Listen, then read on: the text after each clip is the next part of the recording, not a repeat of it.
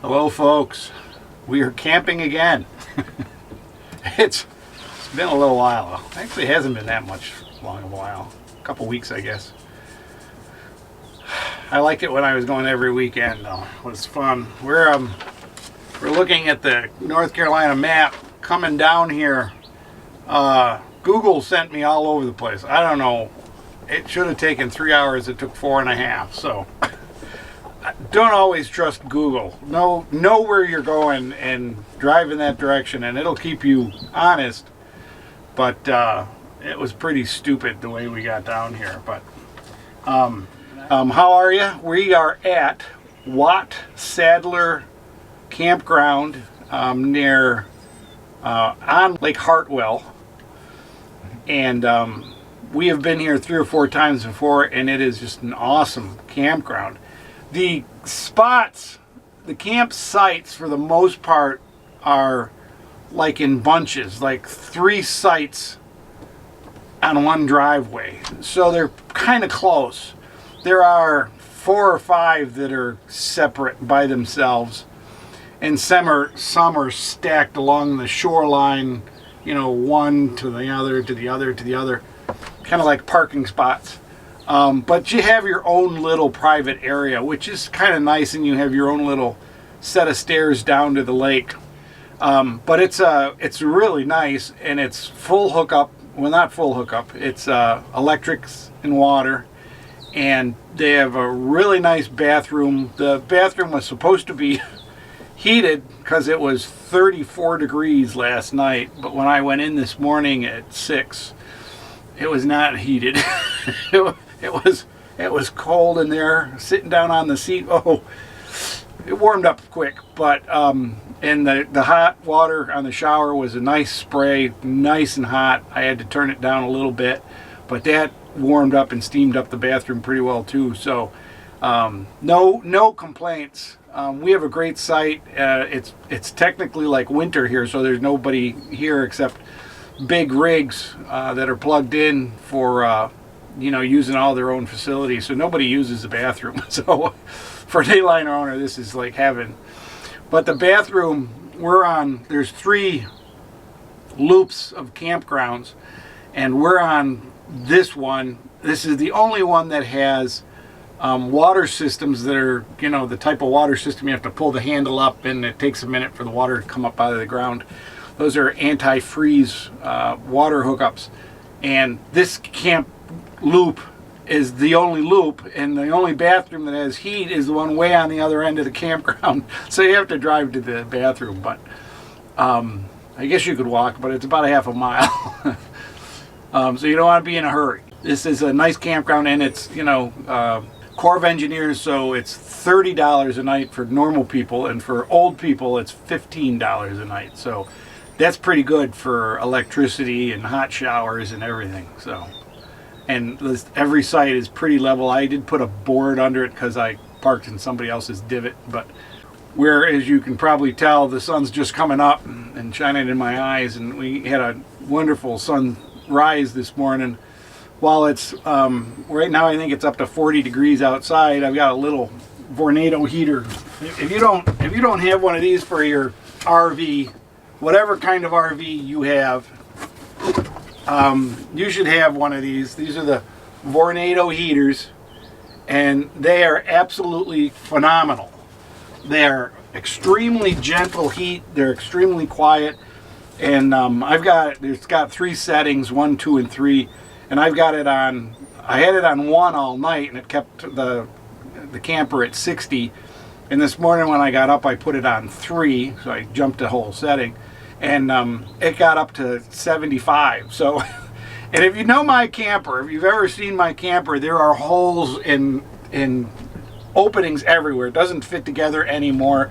I've done so many modifications and strange things to it that it's really a piece of Swiss cheese at this point. I gotta fix up some of those things for the rally. Did I disappear because I'm out of the light? Beautiful area. We're gonna leave early, and because the campsite's so cheap at $15 a night, I actually do 2 days and then stay 1 and leave around 2 or 3 o'clock, and then we have time to really explore on the way home. I mean, we can take 5-6 hours to get home, and we can stop at waterfalls and take a different route and really have a good time. But this is a first good camping trip we've had since I went to Florida, which, you know, that's good camping, but it's not really within my purview of the greatest places in the world to camp. Too many restrictions, too many people, too hot, too cold, too many bugs, all that. So I'm not a big fan of Florida. Hang on a minute. We have some neighbors who have a big fluffy German Shepherd female that came over to talk. So, and the wildlife is swimming by like crazy. I mean, all sorts of great ducks and herons and geese and all sorts of things. The songbirds and crows, and so it's just an amazing camping trip. It's my kind of camping trip. We came down here to look at a camper. I'm kind of focusing right now on wolf pup campers. They're extremely small. They're you know, a big bed, bathroom and a kitchen, and a little tiny dinette. In fact, the dinette is not as big as the dinette in an Aliner. It's an extremely small camper. It's a single axle. It's does carry 30 gallons of water and gray and fresh and gray and black tanks. So it has that, and nice shower and dry bath. So it has all that. And I'm looking at the ones that are bunk houses because they have 2 bunks, and the bottom bunk goes up so you can put a lot of storage in there, including like bicycles and things like that, which I'd like to be able to bring. We looked at one and it was a pretty good price, $13,000. It was 2017. It was in good shape. Everything looked great on it. A few spider webs in some spots where there was propane, which happens, which means they weren't either using that stuff or they weren't cleaning it out like they should. But the roof was good. There was no leaks, and really leaks are the biggest thing on a lot of these little campers because people buy the little campers as starters and they don't know how to maintain them, and they let them run down and then they leak, and then they want to sell them. Once they're leaking, they're no good. Don't ever buy one with water stains because you don't know where the water came from or where it went. And that's another thing about the Aliner. You know, is most of it's not wood. It's most of it is foam board. So the water doesn't really hurt it, but it delaminates it and gives it wrinkles and makes it ugly. But you can, you know, replace the wood on the edges and the corners and stuff and bring it back up. But a real camper, you know, the whole top is all wood, and if it gets water in there, the whole top kind of starts to grow mushrooms, and it just all rots. The whole roof, which that's a $10,000-$15,000 deal to replace the whole roof, framing and everything, and then get the walls straight and everything. And it's not easy. So we were impressed with this one. I've looked at 4 other ones that had too much water stains, and but what it didn't have is it had a refrigerator similar to what the Aliner has, a small 3.3 cubic foot fridge, and it would run on propane or 110. It would not run on 12, and the pilot light for the propane had to be hand lit.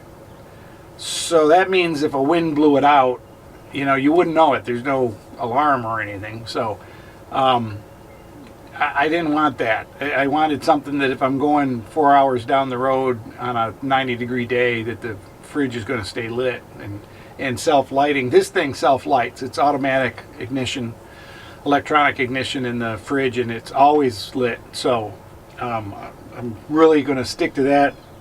The other thing it did not have is it did not have a fantastic fan. Anyway, and that's probably easy to put in, but I really want it where it's supposed to be, and you got to have the electricity for it and everything like that. Let's get out of the camper. The sun's getting up. It's probably getting warm out there. Might be up to almost 40. We'll give you a little tour of the campground and some of the other. All right, let's go outside. Akila's here's his name being called by sticks. So let's do that. So these are the campsites on the end of these little spits, and there's 3 of them in each one of these spots. And this is my campsite right here, and we're way back there. And then on each one of these little things, you can see there's this one right here in front. There's 3 campgrounds. Actually, I think there's only 1 or 2 on this one. And then way down there at the next one, there's 3 or 4 down there. That one may be a big area that actually goes along the water quite a ways, but this is a lone campsite. It's a parallel to the road. And as you can see, they've got their own little kayak launch point and everything. These people were from Rochester, New York, just a couple miles from my, well, couple miles, about an hour from my hometown of Syracuse. And this is the boy who really wants to go swimming, but I won't let him. And the water's really cold. But he did bring me a stick that I'm supposed to kick. And he gets it. Generally speaking, the point sites are huge. Like this one is, it's a pull through site. You come in over there and go out over here, and my site is right in front of this one, which isn't too bad. Of course, there's nobody here. And then there's another site over there, which is pretty nice. I mean, it's kind of all by itself. So what is that? That's 5. This is 6. The big one here is 6. But you can see the dam, the dike in the road, the main road is right there. And actually at night it's really quiet, and it's not too bad during the day. But you can see there's cars going along it. It is the main road across the lake. So we're at the other side of the campground. This is the 20s and the 30s. And I don't know why they don't have these open. I guess this side is closed because the water lines are not deep water things.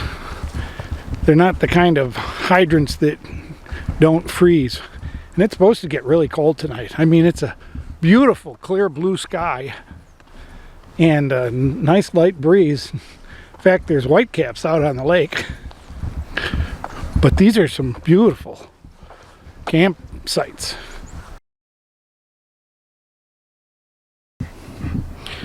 Okay, he's watering trees and we're walking around.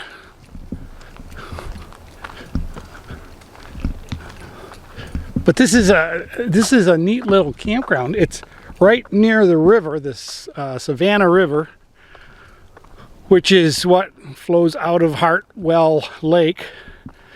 We're on the corner of Georgia and South Carolina. There's a bunch of campgrounds around this lake, but this is really cool because it's not on the lake, it's down near on the river. And I don't know if it's ever flooded or not. It's a pretty nice, I mean, it's forest and swamp. I imagine on a hot day it's probably pretty buggy.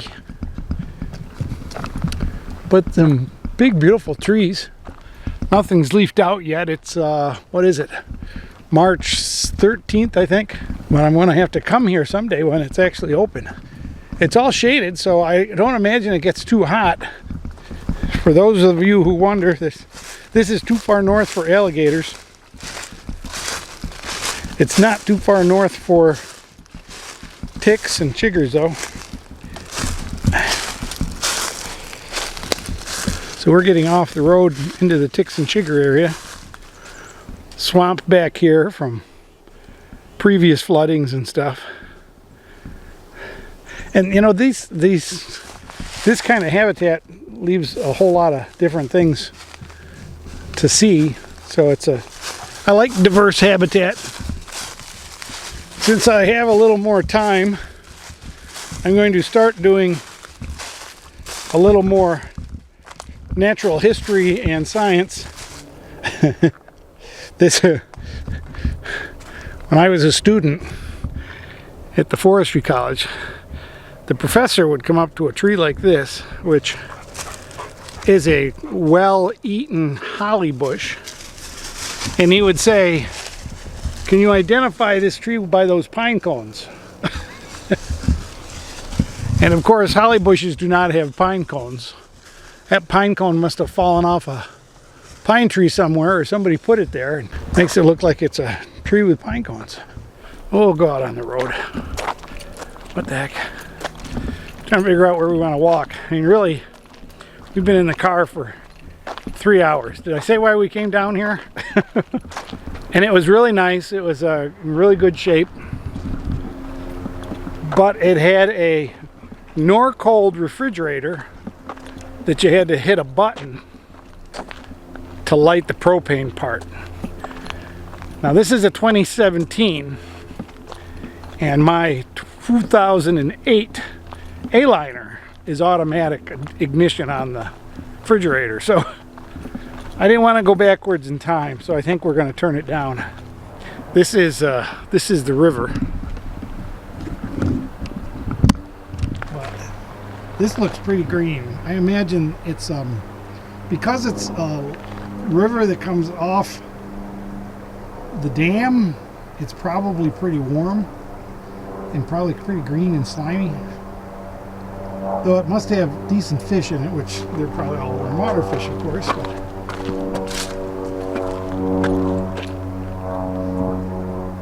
how you're getting this? That's a nice campsite up there. I don't know if that's private or personal. Way up there. I forgot the drone. This is a good drone site. I've flown the drone here. If you're used to dams and rivers, you'll always see these signs. People get in them, and then they start releasing water, and it sweeps people away. Okay, here's a big pile of vultures, I think.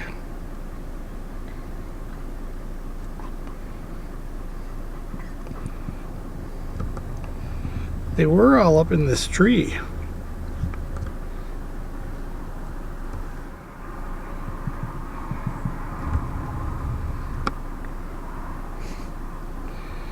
You can see them in the tree there. I thought they were nests, but they're actually birds. Maybe they're a nest too. The storks?